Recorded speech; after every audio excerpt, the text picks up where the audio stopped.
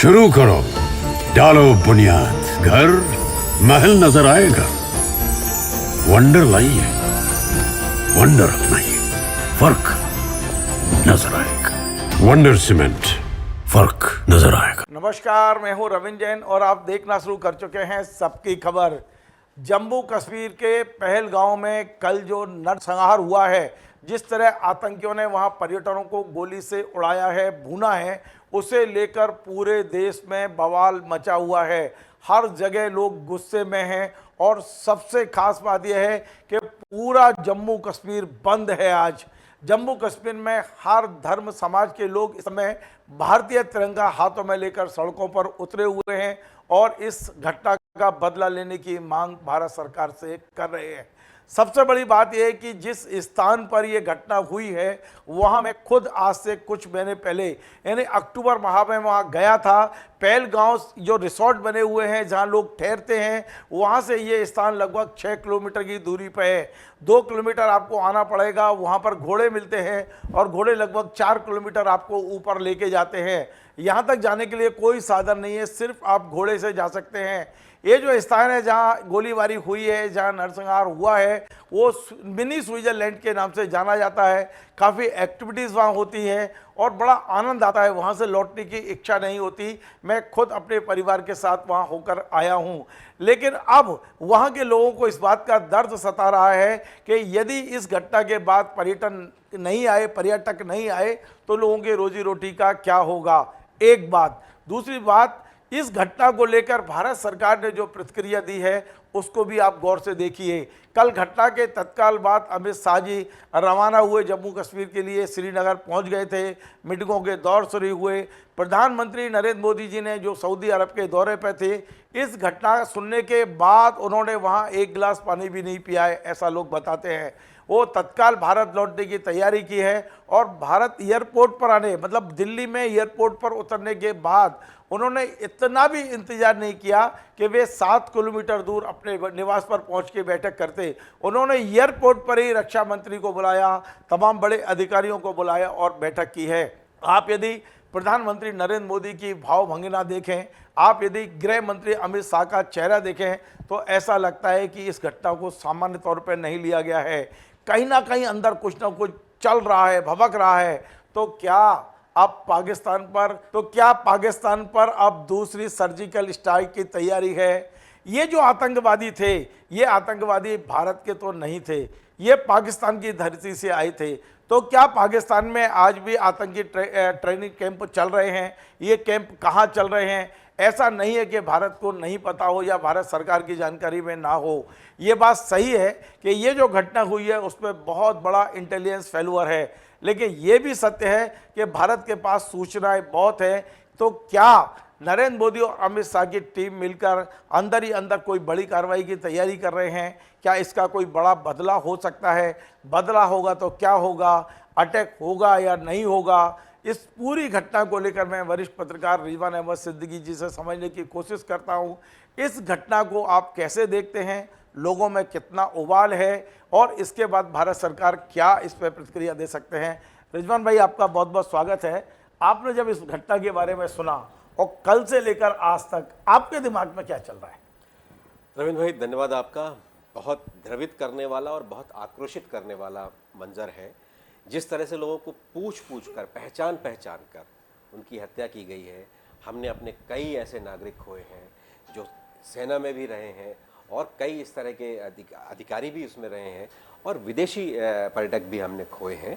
जाहिर है हमारे देश को की साख को बट्टा लगाने की एक कोशिश है और जो सब कुछ कश्मीर में एक ज़िंदगी बेहतर पटरी पर आ गई थी उसको बिगाड़ने की कोशिश है और ये देश का सौहार्द बिगाड़ने की भी कोशिश है। और ऐसी चीज़ों से हर भारतीय उद्वेलित है, आक्रोशित है और सबकी इच्छा है, जैसा आप कह रहे थे, कि एक सर्जिकल स्ट्राइक और हो जाए।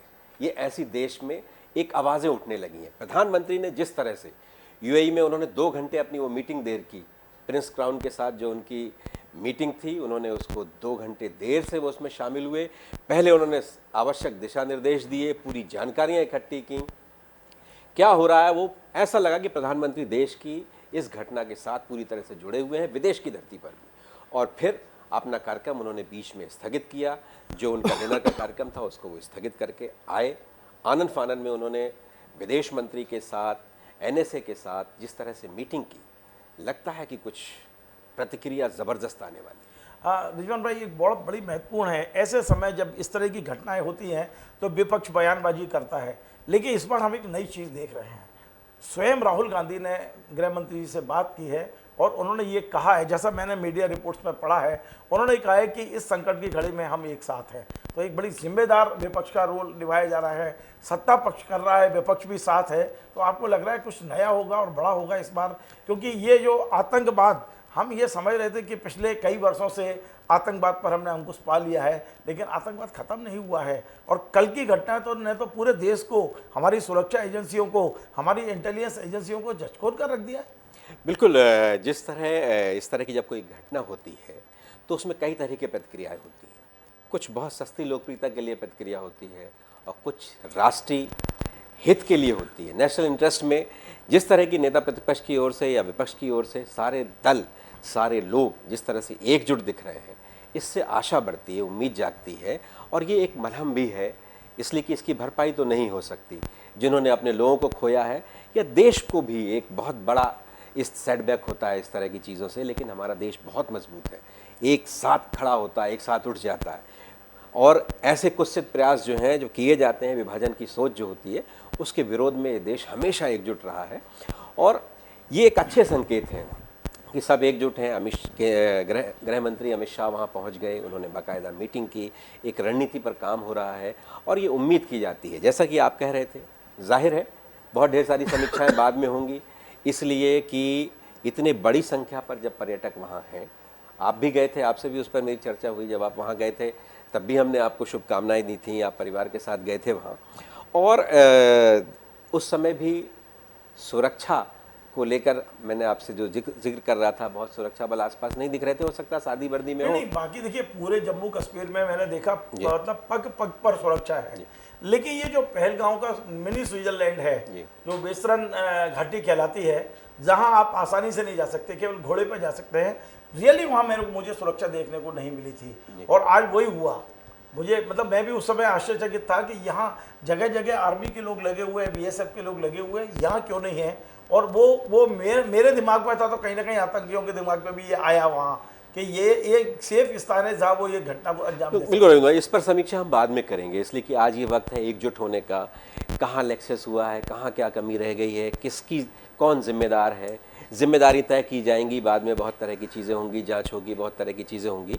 और ये हमारा अधिकार भी, देश का अधिकार भी है बाद में इस तरह की चीज़ों को जानने का।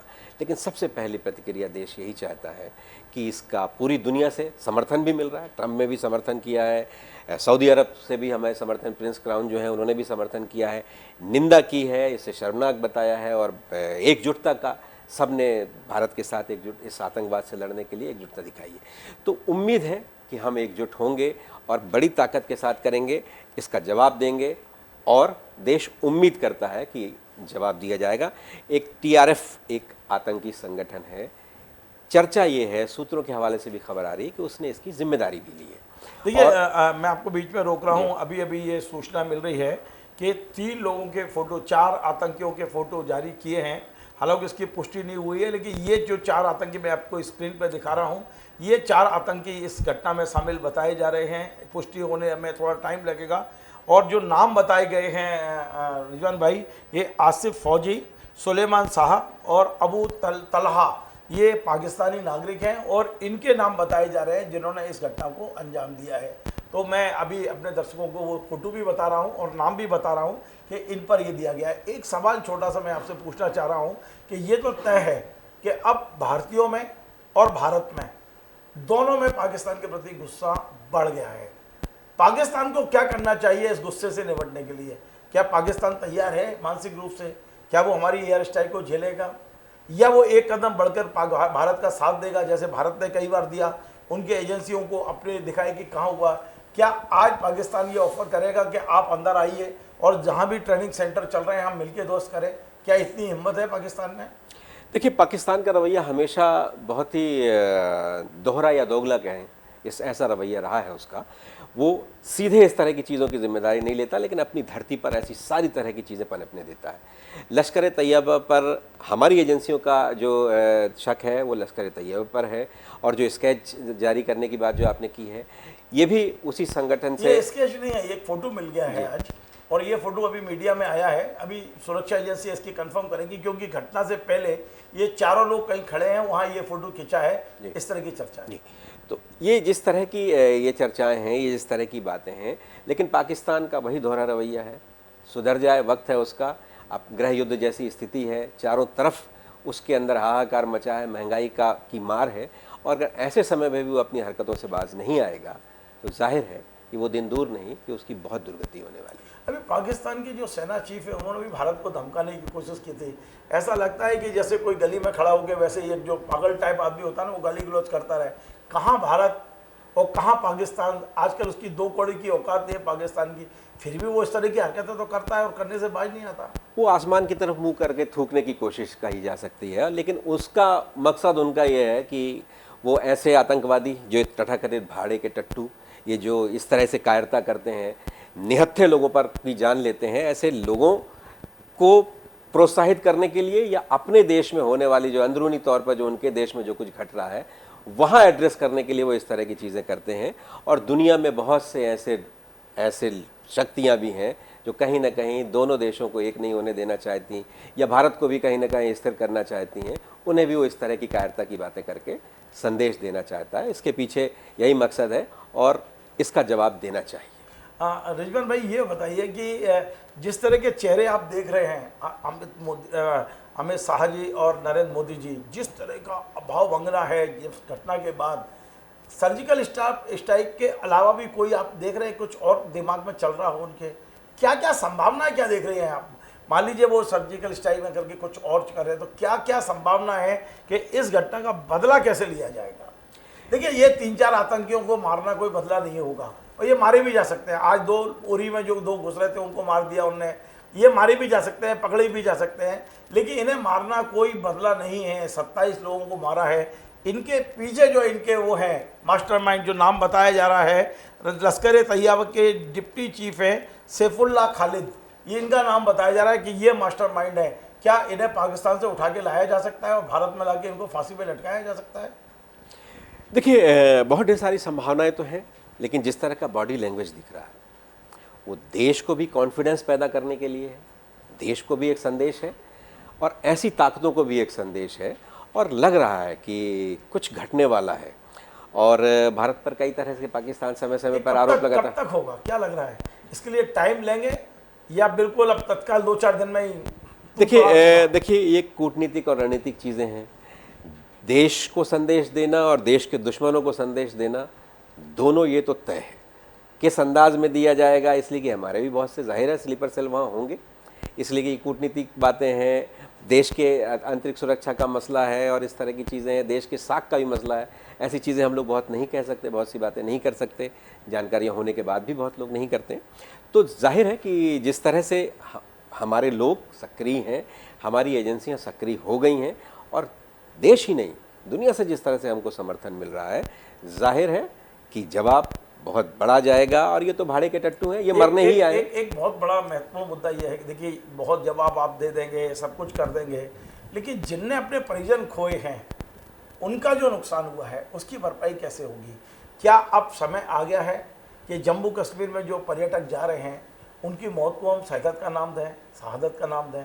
उन्हें हम क्या शहीद कह सकते हैं? आज तक शहीद का दर्जा तो नहीं मिला है, और शहीद का दर्जा ही नहीं देना है, बल्कि जो शहीद होते हैं उन्हें जो आप सम्मान देते हैं, उन्हें जो आर्थिक मदद करते हैं, क्या अब समय आ गया है कि हम कम से कम जम्मू कश्मीर के लिए एक नया उदाहरण पेश करें कि वहाँ भारत सरकार पर भरोसा करके जाने वाले जो पर्यटक हैं, यदि उनके साथ धोखा होता है, उनकी जान जाती है, तो उन्हें शहीद भी माना जाए और शहीद को मिलने वाले तमाम सम्मान भी उनको दिए जाए? क्या ऐसा आप सोचते हैं? ऐसा मेरे मन में आया तो मैंने सवाल आपसे पूछा। रविंद्र भाई, सवाल बहुत अच्छा है, लेकिन विडंबना है हमारी कि सेना जो हमारी है उसके तो शहीद के 2 आप बना सकते हो, कैटेगरी बना सकते हो। मैं शहीद की एक कैटेगरी, शहीद की दूसरी, या शहीद ना कह के आप दूसरा कोई नाम बिल्कुल दें। मैं आपकी बिल्कुल आपकी बात को ही आगे बढ़ा रहा हूँ। हमारी जो सेना है उसको छोड़कर बाकी अन्य जो बल हैं, सीमा सुरक्षा बल है और तरह के जो बल हैं, उनमें भी जो जान गंवाता है उसको भी शहीद का दर्जा हम नहीं दे पाते। तो इस पर समीक्षा, लंबे समय से समीक्षा की मांग हो रही है। एक बार ये बात उठी है तो उठनी चाहिए और आगे जानी चाहिए। और ये लोग, इनका बहुत बड़ा योगदान है जिनका हम जिक्र कर रहे हैं, जिन्होंने अपनी जान गंवाई है। इसलिए कि कश्मीर अभी भी पूरी तरह से स्थिर तो है नहीं, और वहाँ ये लोग जाते हैं, जाहिर है जाते हैं तो वहाँ के लोगों को भी एक विश्वास बढ़ाते हैं, वहाँ के लोगों से एक नाता बनता है। और ऐसे लोग जिन्होंने ऐसे समय में जब हमने सुरक्षा का वादा किया हो, दावा किया हो, तो जाहिर है कहीं ना कहीं हमारी सुरक्षा में बड़ी चूक हुई है और ऐसे आतंकियों को मौका मिला है। तो ऐसे लोगों को एक सम्मान मिलना चाहिए, और जो ऐसा सम्मान जो एक अनुकरणीय भी हो और दूसरे लोगों को प्रोत्साहित भी करे, और सुरक्षा का भी इंतज़ाम इतना पुख्ता हो कि ऐसी पुनरावृत्ति तो ना हो पाएगा। चलिए, बहुत बहुत धन्यवाद। तो आपने सुना, अभी रिजवान अहमद सिद्दीकी साहब मेरे साथ थे और आज वे भी बहुत गुस्से में हैं। मैंने अमूमन रिजवान भाई को इतने गुस्से में और इतना आक्रामक नहीं देखा है। आज उनका साफ कहना है कि पाकिस्तान अपनी दोगलाई से बाज नहीं आ रहा है, उसे कड़ा सबक देने की ज़रूरत है।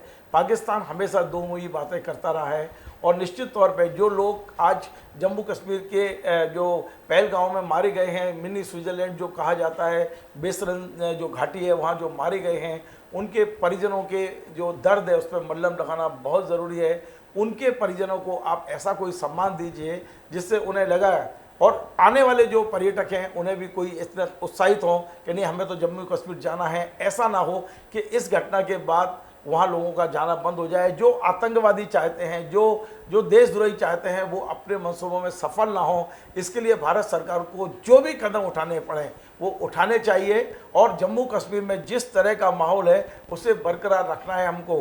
खासकर जो पर्यटक जा रहे हैं, जो विश्वास का एक माहौल पैदा हो रहा है, इसे बढ़ाने की आवश्यकता है। इस तरह की घटनाएं कम से कम हमारा एक बड़ा उद्देश्य लेकर हम चल रहे हैं, जम्मू कश्मीर हमारा था, है और रहेगा। इस उद्देश्य के लिए इस तरह की जो घटनाएं कर रहे हैं लोग, इन्हें मुंह की खानी पड़ेगी, और इसके लिए भारत सरकार को कुछ बड़े कदम उठाने होंगे। आपको हमारा ये कार्यक्रम पसंद आए तो आप इसे शेयर करें, लाइक करें, कमेंट करें। आपसे बार बार निवेदन है हमारे इस चैनल को सब्सक्राइब अवश्य करें। धन्यवाद।